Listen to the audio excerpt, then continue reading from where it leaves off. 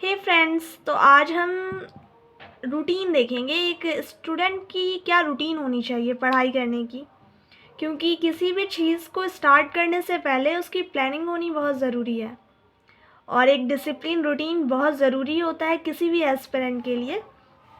तो चलिए हम देखते हैं। ये रूटीन मैं स्पेशली एसएससी के स्टूडेंट्स को लेकर टारगेट करके बना रही हूँ कि एसएससी के जो स्टूडेंट्स होते हैं उनको किस तरह से अपने रूटीन को मैनेज करना होता है, क्योंकि उनके पास 4 सब्जेक्ट होता है पढ़ने को। हम जानते हैं कि मैथ्स, इंग्लिश, रीजनिंग, जीएस, ये 4 हमारे सब्जेक्ट्स होते हैं और इन्हें हमें डीपली पढ़ना होता है, तो डीपली टाइम भी देना होगा। तो हमें एक सफिशिएंट टाइम के लिए देखते हैं क्या हो सकता है रूटीन। तो बेसिकली 2 तरह के स्टूडेंट होते हैं, एक मॉर्निंग स्टूडेंट्स होते हैं, एक नाइट स्टूडेंट। तो मैं तो हूँ मॉर्निंग स्टूडेंट। तो मॉर्निंग स्टूडेंट, और मेरा मानना है कि बच्चों को नाइट में नहीं पढ़ना चाहिए, मॉर्निंग ही प्रीफर करना चाहिए। मैं तो प्रीफर करती हूँ मॉर्निंग। तो मैं ये रूटीन मॉर्निंग स्टूडेंट्स को ही टारगेट करके बनाऊँगी। तो 4 बजे से बेसिकली हमारी मॉर्निंग स्टार्ट हो जानी चाहिए। मेरी हो जाती थी, इवन आज भी हो जाती है। तो 4 से 6 आप उस सब्जेक्ट को स्टार्ट कर लीजिए जो आपको टफ़ लगता है। तो मैथ्स को स्टार्ट कर लेते हैं। मैथ्स में काफ़ी प्रैक्टिस की ज़रूरत होती है हमें, तो मॉर्निंग में हम मैथ्स प्रैक्टिस कर लेते हैं। फिर 6 से 7 का जो टाइम होता है उस टाइम पे हम करंट अफेयर्स कर सकते हैं, तो करंट कर लेंगे हम। और करंट अफेयर्स तो आजकल बहुत इम्पॉर्टेंट भी हो गया है, क्योंकि हर एग्ज़ामिनेशन में करंट अफेयर का बहुत ज़्यादा इम्पॉर्टेंस है। हर एग्ज़ाम में इससे क्वेश्चन आते ही आते हैं, तो करंट कवर करना बहुत ज़रूरी है।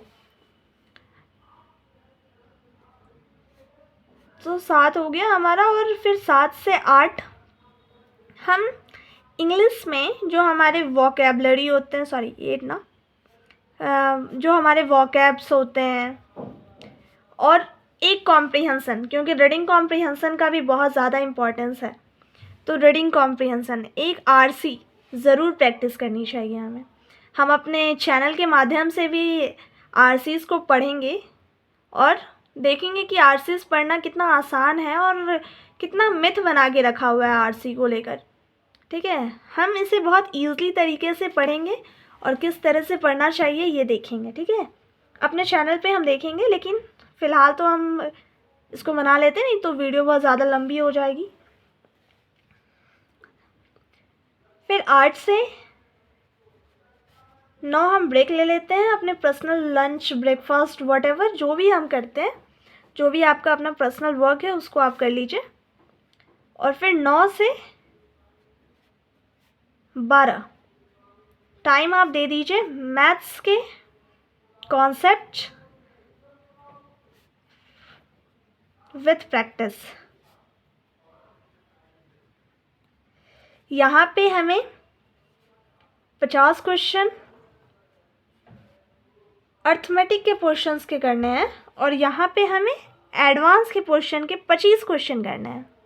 ठीक है, और मैथ्स के जो कॉन्सेप्ट आपको जो भी चैप्टर्स पढ़ने होंगे वो। ठीक है, फिर 9 से 12 हो गया। फिर आप 12 से 1 आप ब्रेक ले सकते हैं, 12 से 1। इस बीच आप लंच कर लीजिए, रेस्ट कर लीजिए थोड़ा। फिर 1 से 3 आप इंग्लिश के कॉन्सेप्ट पढ़ लीजिए और प्रैक्टिस कर लीजिए। ठीक है,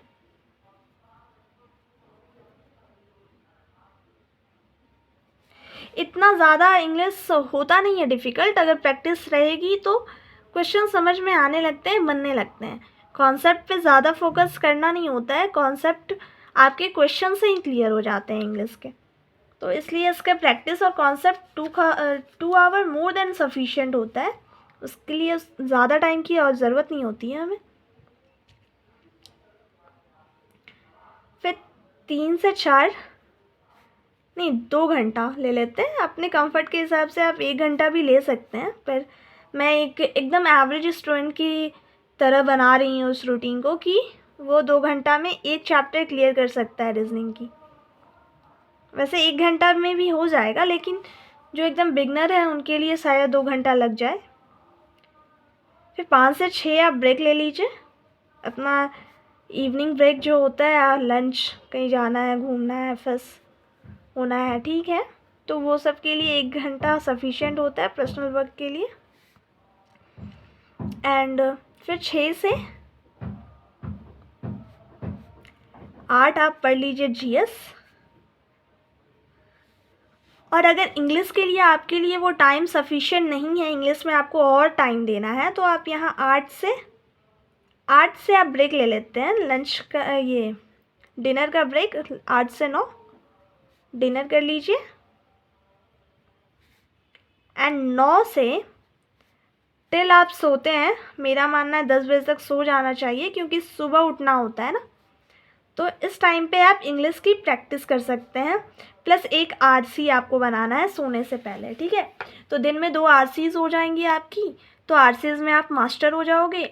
और मैं अपने चैनल के माध्यम से भी आरसीज़ को सॉल्व करना सिखाऊंगी कि कैसे सॉल्व किया जाता है आरसी, ठीक है। और बाकी मैथ्स में भी मैं जितना हेल्प कर सकूं मैं करूंगी, I will give my best. तो अगर आपको ये रूटीन अच्छा लगा हो, अपने रियल लाइफ से मिलता जुलता लगा हो, आपके कंफर्ट के हिसाब का हो, तो आप मेरे चैनल को ज़रूर लाइक कीजिएगा, सब्सक्राइब कीजिएगा, और हाँ, बेल आइकन को दबाना मत भूलिएगा। Thank you.